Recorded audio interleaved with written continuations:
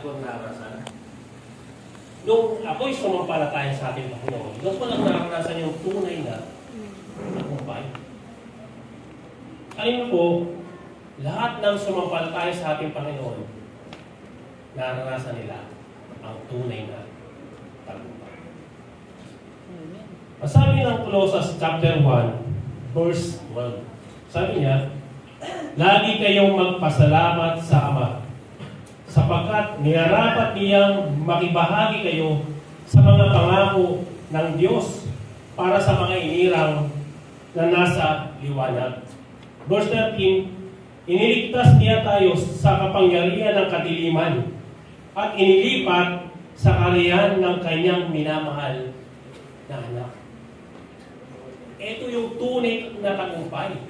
Nasa kadiliman tayo, nung namatay ang ating Panginoon Jesucristo, nilipat tayo sa liwanag.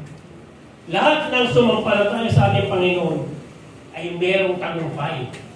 Bakit? Kasi nagtagumpay ang ating Panginoon Jesucristo. Kaya mga kapatid, huwag kayong malungkot. Kung hindi man tayo honor, kung hindi man tayo magandang trabaho, kung hindi man magandang trabaho natin sa ngayon, magpasalamat pa rin tayo sa Ama. Bakit? Kasi yung tunay na tagumpay sa buhay natin, naranasan natin. Buhat ng tayo sumampalataya sa ating Panginoon. Yun ang tunay na tagumpay. No? Dito sa mundo ito, lahat pansamantala. Lahat nawawala. Lahat nasisira.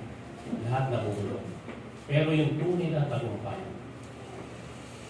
kailanman hindi nawawala. Kahit gaano ka katalino, karunong sa mundong ito, kahit ikaw ang pinakamatalino, pagdating ng araw, mawawala na yan. Bakit?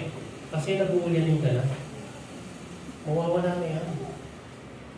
Mawawala na yan. Yung tunay na tagumpay, nung buhat ng sumampalataya sa ating Panginoon, kailanman hindi nawawala. Kaya, dapat tayo magpasalamat. Kaya sabi ng verse, lagi kayo magpasalamat sa Diyos. Dahil sa kadiliman tayo, nilipat tayo sa liwanag ng tagumpay. Tayo po'y mag-pray.